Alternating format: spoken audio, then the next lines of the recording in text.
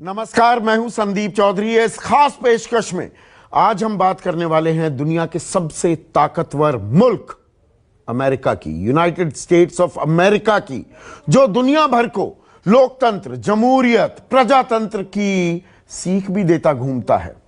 आज वहां पर नए राष्ट्रपति ने शपथ ली है।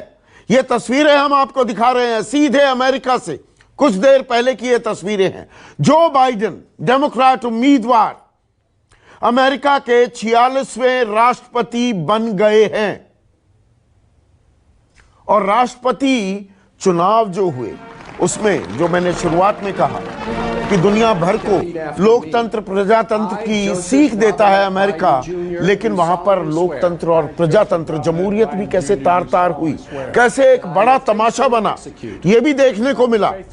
इंसाइटमेंट टू इंसरेक्शन, यानी कि बगावत के लिए उकसाने का आरोप लगा पूर्व राष्ट्रपति, अब पूर्व हो चुके हैं, Donald Trump, Republican Donald Trump पर। अब जो बाइडेन ने शपथ ले ली है, क्या एक नया अध्याय शुरू होगा देश दुनिया के सबसे ताकतवर मुल्क में? इस पर हम चर्चा करेंगे। तमाम एक्सपर्ट्स मेरे साथ होने वाले हैं, लेकिन पहले सुनिए और देखिए जो बाइडेन ने जो आज शपथ ली उसका एक नजारा। Repeat after me. I, Joseph Robinette Biden Jr., do solemnly swear. I, Joseph Robinette Biden Jr., do solemnly swear. That I will faithfully execute. That I will faithfully execute. The office of President of the United States. Office of President of the United States. And will, to the best of my ability. Will, to the best of my ability. Preserve, protect, and defend. Preserve, protect, and defend. The Constitution of the United States. The Constitution of the United States. So help you God. So help me God. Congratulations, Mr. President.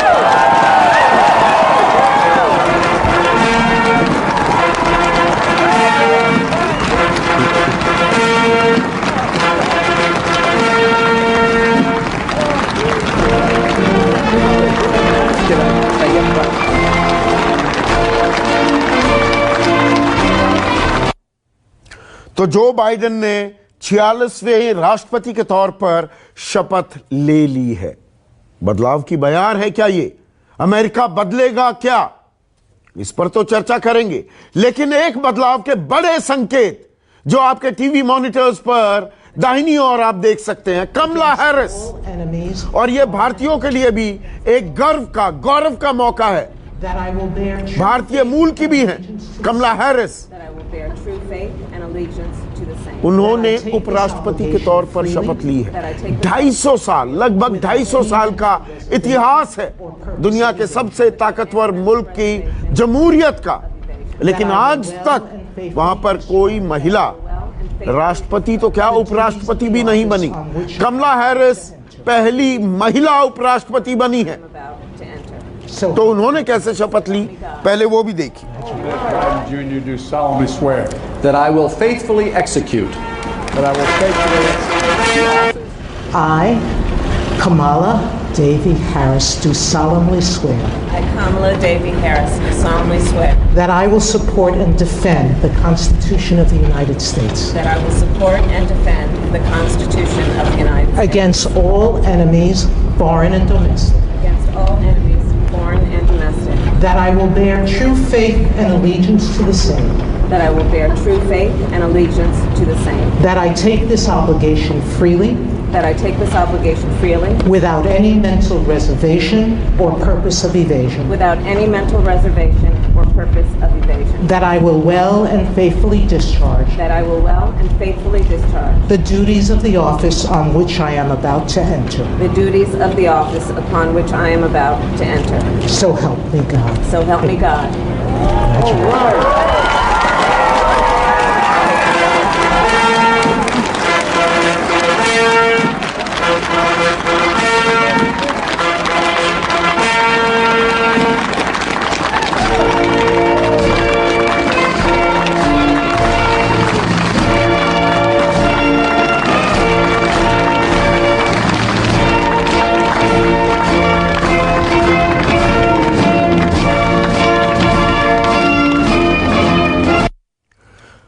तो सत्ता परिवर्तन हो गया है America में, और सत्ता परिवर्तन तो लाजमी होता है किसी भी लोकतंत्र में, किसी भी प्रजातंत्र में। हर जगह सरकारें बदलती हैं, तो सत्ता परिवर्तन तो हुआ है अमेरिका में।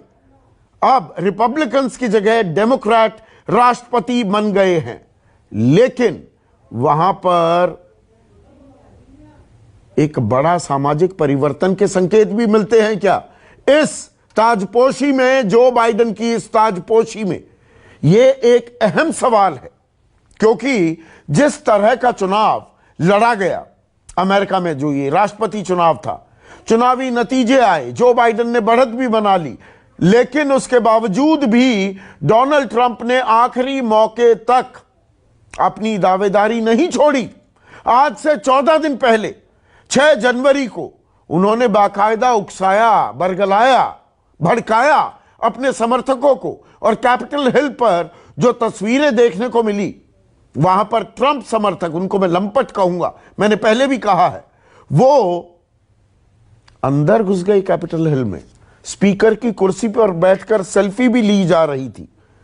वहां पर पुलिस वाले की मौत हुई, बाद में जो हिंसा हुई, 5 लोग मारे भी गए। उससे पहले अदालतों के चक्कर भी बहुत काटे गए, दावे किए गए अदालत में, हजारों की तादाद में वकीलों की एक फौज भी खड़ी करने की कोशिश की गई। लेकिन अब क्या सब कुछ संभल जाएगा, सुधर जाएगा? और कल के लिए भी अभी भी आशंका है 21 तारीख को कहीं हिंसा ना हो, ट्रंप के समर्थक प्रदर्शन ना करने लगे, ये अभी एक सवाल है। लेकिन अभी सत्ता का जो हस्तांतरण है वो बहुत स्मूथ रहा है।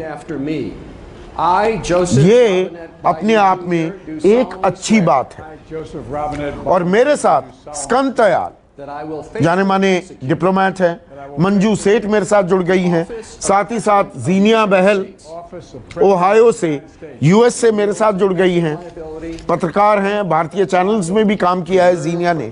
तो जीनिया, जो मैं ये सवाल पूछ रहा हूं, सत्ता परिवर्तन तो हो गया, पर अमेरिका में जिस तरह की फिजा, वो अमेरिका जो दुनिया भर को लोकतंत्र का पाठ पढ़ाता था, वहां लोकतंत्र भी तार तार होता दिखा। आज की तारीख में सत्ता परिवर्तन में सबसे बड़ी चुनौती जो बाइडेन के सामने, वो सामाजिक समरसता, सोशल हार्मनी बनाना होगा क्या? जी, आपने कह दिया है संदीप जी कि social harmony banana will be the biggest challenge.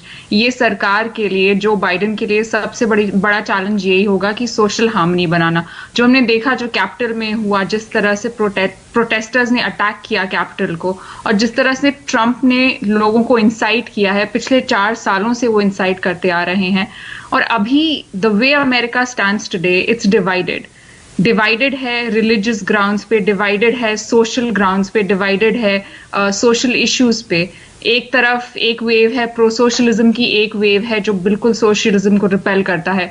तो बहुत सारी चीजें ऐसी हैं सामाजिक रूप से जो बाइडेन के लिए जो बहुत चैलेंजिंग होगी, उनकी सरकार के लिए बहुत चैलेंजिंग होगी। आगे देखते हैं क्या होता है, लेकिन अभी जो है बहुत ही गंभीर सिचुएशन है all together for American democracy, given that we are divided on so many issues and we are divided to the extent कि लोग अब वायलेंट हो रहे हैं, लोग वायलेंट होना चाहते हैं। और अभी जैसे डीसी के हालात हैं, एक न्यूयॉर्क टाइम्स रिपोर्टर ने ये कहा है कि ऐसा लगता है जैसे मैं वॉशिंगटन डीसी में नहीं, मैं बगदाद में हूँ, जिस तरह की सिक्योरिटी उनको रखनी पड़ी फॉर दिस इनॉग्रेशन।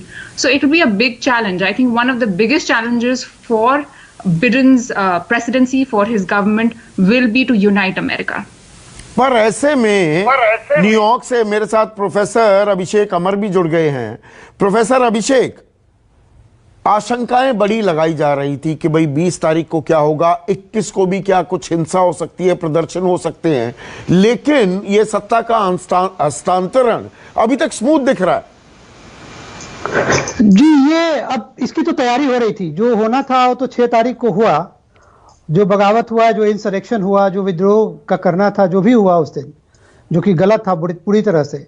लेकिन उसके बाद तो तैयारी पूरी थी, और कहीं ना कहीं जो रिपब्लिकन्स ने एक पोजीशन लिया, कम से कम जो लीडरशिप है रिपब्लिकन पार्टी की, मैकॉनल और अदर्स, इन लोगों ने जो एक पोजीशन लिया कि राष्ट्रपति ने गलत किया और वहाँ से एक अलग ही डायरेक्शन में अमेरिका की शुरुआत हुई है मुझे लगता है।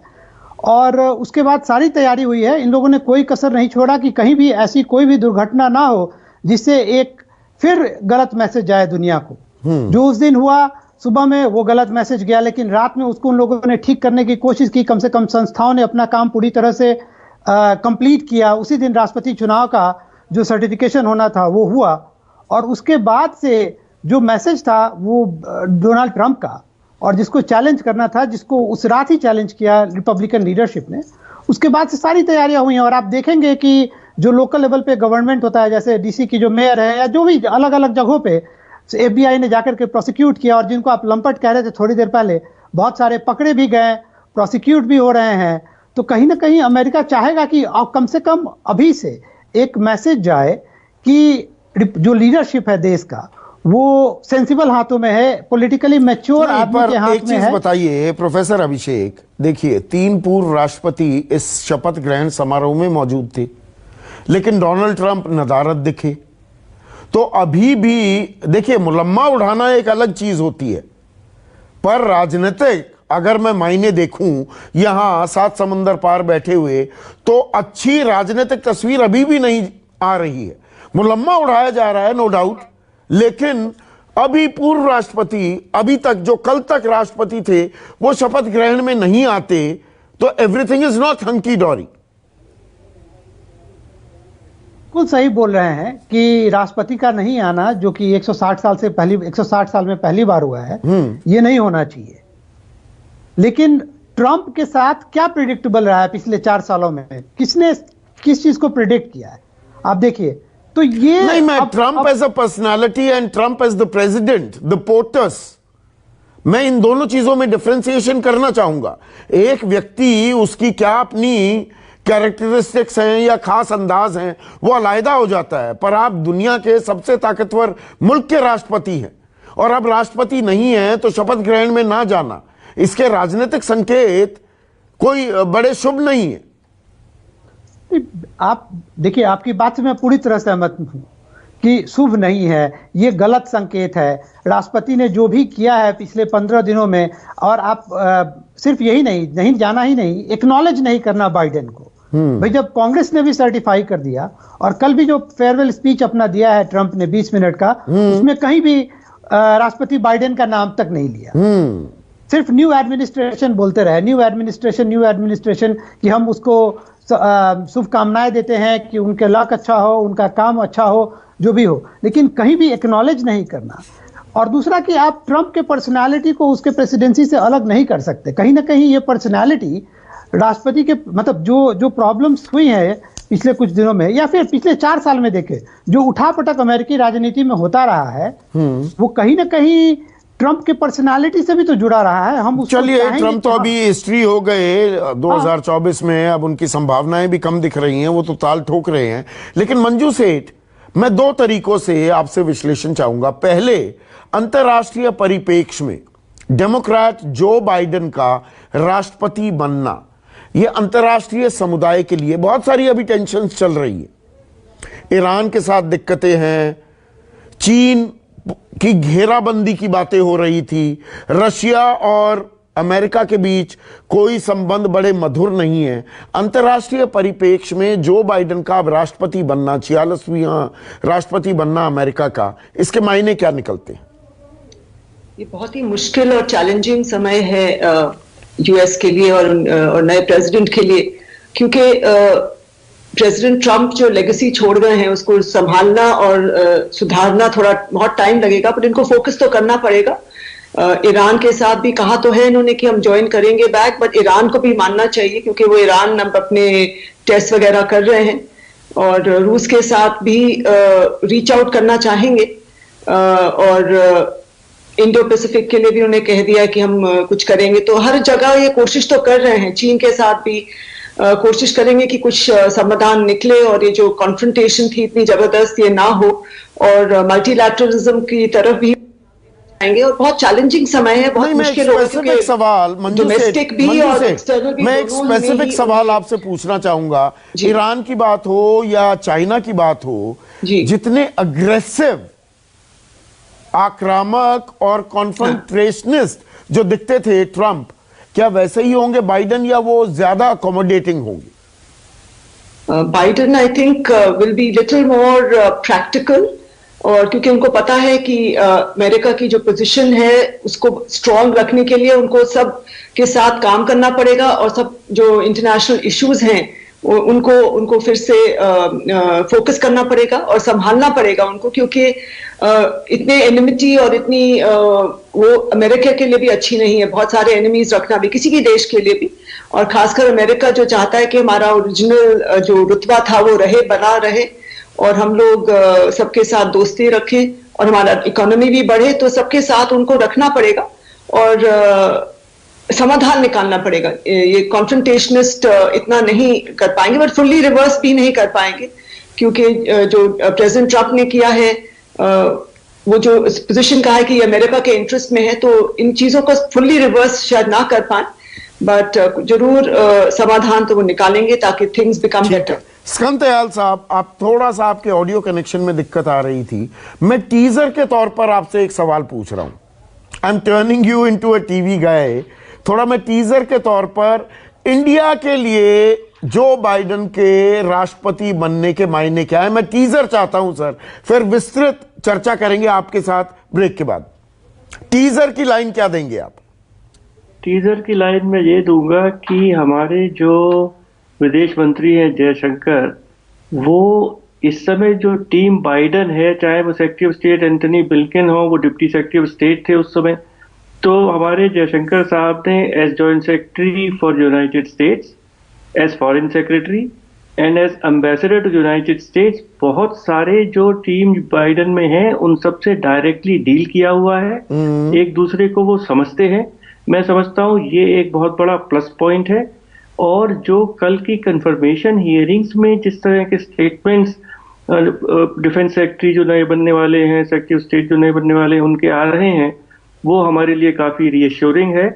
और ये बाइडन एडमिनिस्ट्रेशन भी चीन को अच्छी तरह समझता है और बड़ा clearly Lloyd Austin defence secretary जो बनने वाले, उन्होंने कहा कि चाइना और रशिया के बीच में, रशिया अब केवल एक रीजनल पावर है, चाइना का चैलेंज जो है वो ग्लोबल चैलेंज है जो अमेरिका को फेस करना है।